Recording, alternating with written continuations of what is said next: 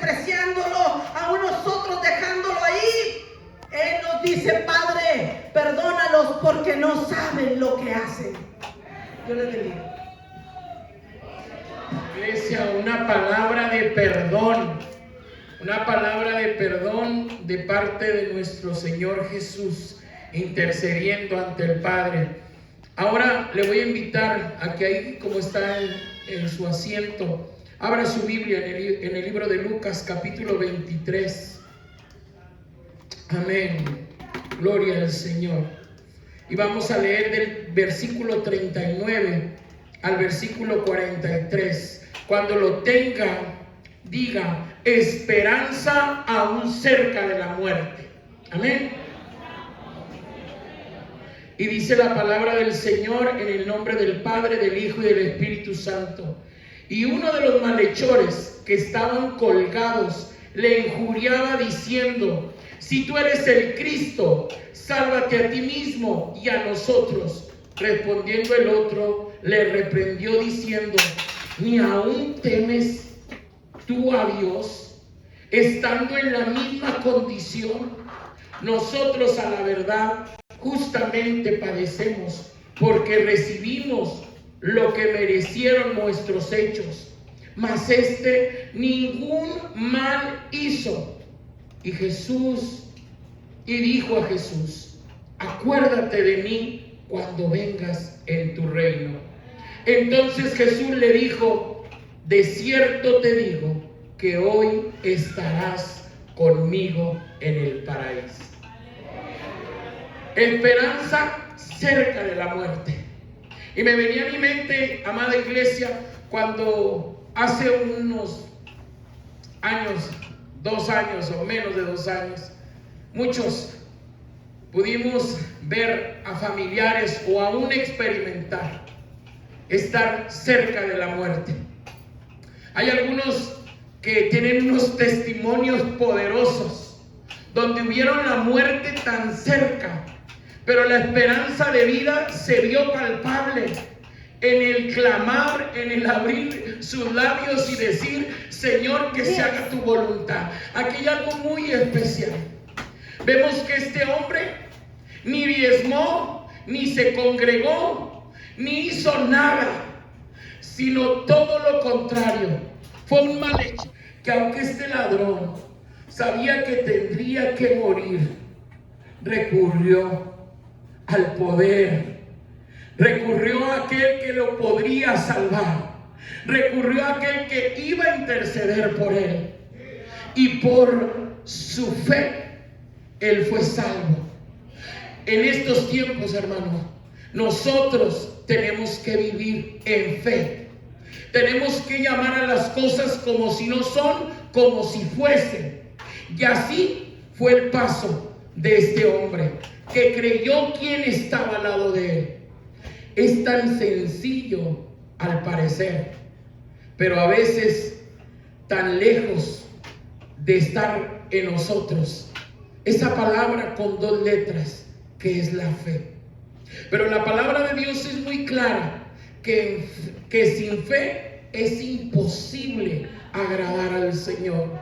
Hoy es la oportunidad para que tú en esta noche puedas tomar la decisión de que... Pero primero que nada yo quiero enfatizar en la frase que dice este precioso verso: para cumplir las escrituras, para que se cumpliese la palabra. ¿Cuántos de aquí alguna vez le han prometido algo a un niño? ¿O le ha dicho a un niño que va a hacer algo? ¿Cuántos de aquí lo han hecho? Yo sé que yo lo he hecho con mis hijos. Y en veces, cuando tú le prometes algo a un hijo, o le dices que vas a hacer algo, el niño te está fastidiando. Te está diciendo: lo vas a hacer, y papi, es que tú dijiste que me ibas a llevar al parque. ¿Cuándo lo vas a hacer? Y papi, es que tú dijiste que después de la escuela me ibas a llevar a cenar, o que me ibas a arreglar mi bicicleta, o que me ibas a ayudar con mi tarea. Y el niño está dale, hasta lograr que tú lo hagas. Y en vez de los adultos también tenemos esa costumbre. Tenemos esa costumbre, por ejemplo, cuando el esposo le promete algo a la esposa, esposo, le dice el esposo a la esposa, esposa, el día tal vamos a ir a una cita romántica. Y la esposa está, dale, dale, dale, hasta que se cumpla. Y es que, mi amor, tú dijiste que tú me ibas a llevar. O un compromiso, ¿verdad? Cuando, por ejemplo, dice el esposo, voy a arreglar el comedor, la mesa del comedor. Y ahí está la esposa, es que tú dijiste, ¿y cuándo? ¿Y a qué horas? Y lo hacemos hasta que se cumpla. Pero Juan 19:28 dice, para que se cumpliera. ¿Por qué? Porque Dios no es mentiroso, Él cumple su palabra. Nadie le tuvo que decir a Él absolutamente nada. ¿Por qué? Porque Él no solamente fue y es un hombre de carne y hueso, fue un hombre de carne y hueso, pero fue un hombre, todo un hombre de palabra. Él fue un hombre de palabra, así que, y lo fue hasta el final, hasta la muerte. Así como algunos hombres que he escuchado, por ejemplo, mi esposo cuando dice, pero ¿me das tu palabra? Dame tu palabra que vas a ir a tal lugar. ¿Me das tu palabra? Y tu palabra pesa, ¿cierto, varones? Sí, la palabra pesa, y si no cumples, pues no eres varoncito. Yo lo he escuchado. Pero nuestro Señor Jesús no tuvo que nadie decirle nada. No tuvo que alguien estar detrás de Él de que hazlo. Y ve a la cruz del Calvario para morir por toda la humanidad. Y lo tienes que hacer porque tú lo dijiste. No, el Señor lo hizo porque Él es un hombre de palabra. Y Él cumple su palabra. Él es fiel a su palabra. Él fue y es para siempre fiel a su palabra. Y para que se cumpliese la palabra, Él dijo, tengo sed. Diga conmigo, tengo sed. Él lo dijo. Y en esta frase, que solo consiste de dos palabras, tengo sed, me muestran dos verdades. La primera verdad es científica. Y la verdad es que a mí me encanta cuando la ciencia se aparece en la Biblia, porque la ciencia siempre quiere negar la existencia de Jesucristo. Pero en realidad quiere negar la existencia de Cristo, pero la realidad es que lo comprueba de que Cristo es real. Y la primera verdad es científica. Dicen, y existen unos estudios sobre el fallecimiento humano. Dicen que la sed es muy común en aquellos que sufrieron la misma muerte que Jesús. Es decir, de aquellos que perdieron mucho líquido. El cuerpo se deshidrata y por eso causa sed en el ser humano. Jesús perdió una gran cantidad de sangre. Pero usted no se puede imaginar cuánta sangre el Señor Jesús perdió. ¿Quién de aquí recuerda la película La Pasión de Cristo? Y si usted no la ha visto, la recomiendo, está buenísima. Hubo una entrevista sobre esa película y aquellos que estaban produciendo la película tuvieron que llamarles a unos expertos para estaban experimentando y se estaban estudiando la muerte de Jesús.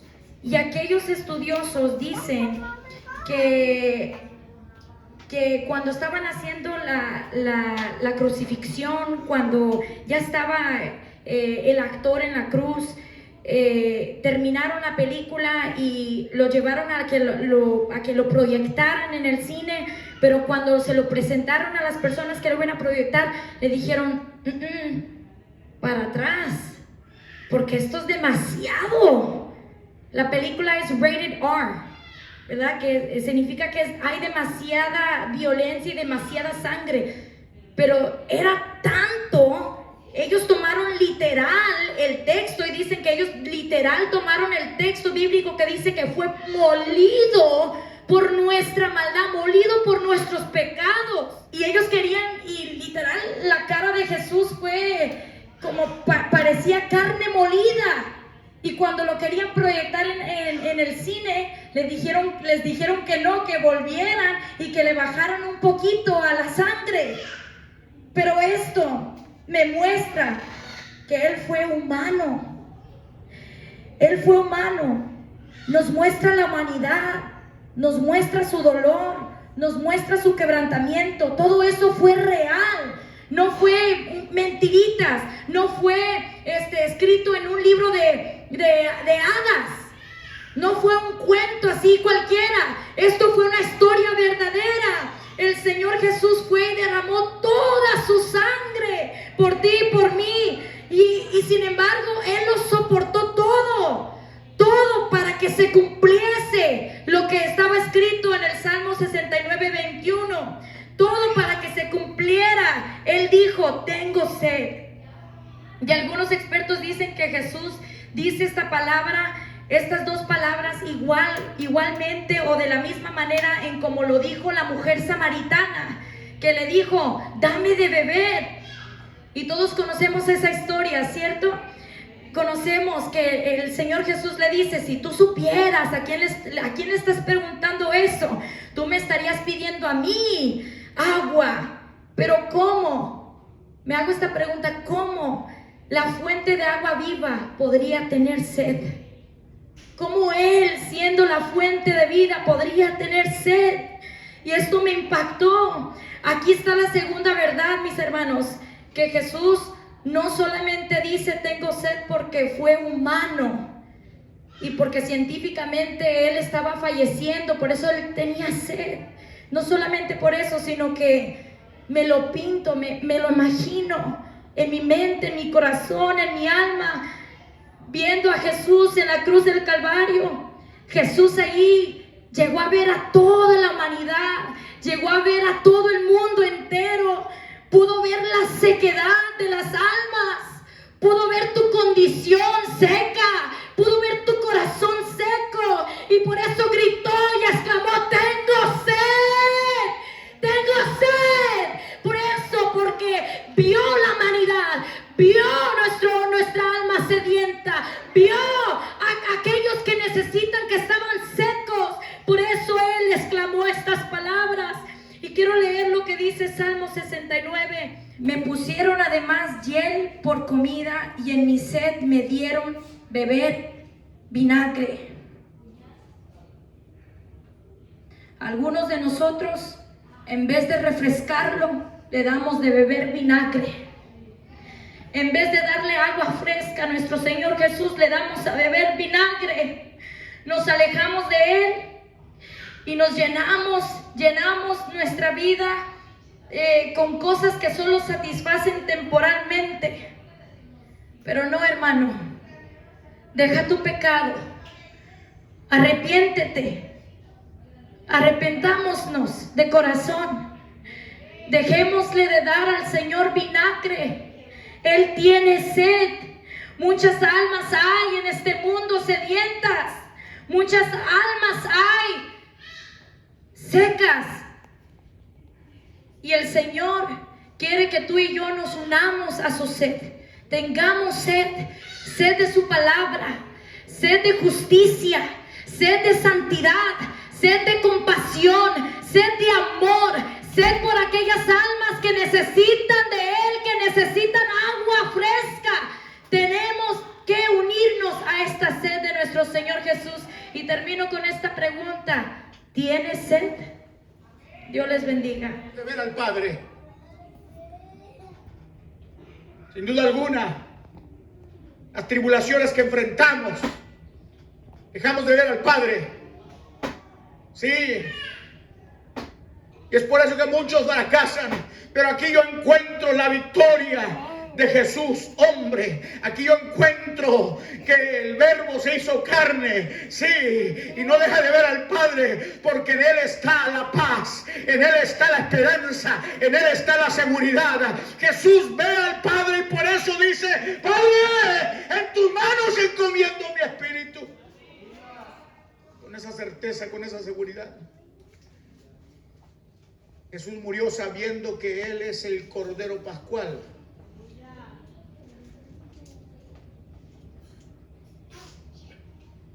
leía sobre una anciana que estaba en su lecho de muerte. Una creyente por muchos años, como muchos de los que estamos aquí. Ella, en su lecho de muerte, estaba en su casa y estaban reunidos amigos, familiares, y todos habían llenado aquel cuarto en su lecho de muerte. Y ella estaba a punto de morir.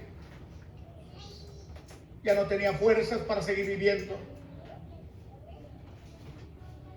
Ella gritaba con una voz quebrada: más, más.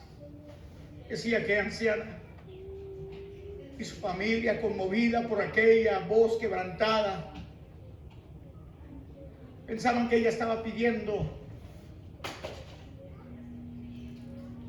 que familiares llenaran aquel cuarto. Sabían que era creyente y estaba agonizando, y trataban de consolarla, de mitigar la agonía que ella sentía en su lecho de muerte. Al principio había como 12 familiares, después llenaron aquel pequeño cuarto con 12 otros más familiares. Había un total. Trajeron más hasta que nadie más cupo.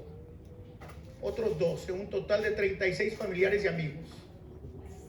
Y ella en su lecho de muerte alcanzó con un gran suspiro y con una gran fuerza decir: más allá del sol, yo tengo un hogar, bello hogar, más allá del sol. Y aquella anciana murió cantando aquel canto evangélico de esperanza. Yo creo sin duda que podemos aprender de nuestro maestro al escuchar esta sexta o séptima palabra: Padre, en tus manos encomiendo mi espíritu. Es saber que con firmeza tenemos un Padre que cuida de nosotros. Tenemos seguridad en nuestro Padre Celestial. Finalmente, la última palabra: consumado es. Sea la sexta o sea la séptima, yo encuentro que Jesús dicta la palabra consumado es, entendiendo que el objetivo se ha logrado. Juan 19:30 lo relata la Escritura. Cuando Jesús hubo tomado el vinagre, dijo: consumado es. Y habiendo inclinado la cabeza, entregó el Espíritu. Logrado. Objetivo cumplido. Esta palabra es una palabra para nuestro tiempo. Decir: lo he logrado. ¿Cuántos de nosotros no brincamos de gozo cuando logramos alguna prueba? ¿Cuántos de nosotros no decimos: ¡lo logré! Finalmente terminé mis exámenes. Finalmente terminé en recuperarme. Consumado es.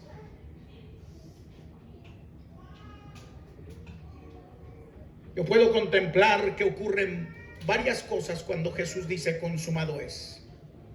Entrega el Espíritu, sí.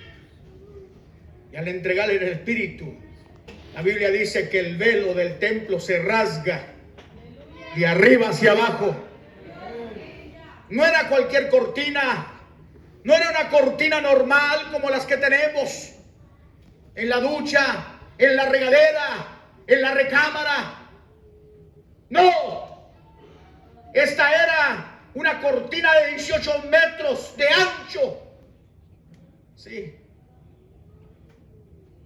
impresionante.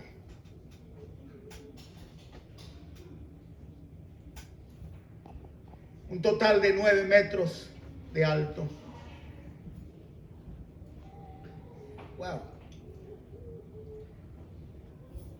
es el equivalente aproximadamente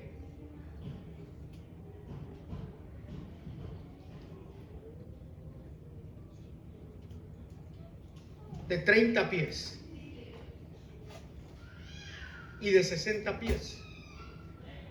Sí, o sea que esta cortina no es común, no, es una cortina que tiene 10 centímetros de grueso.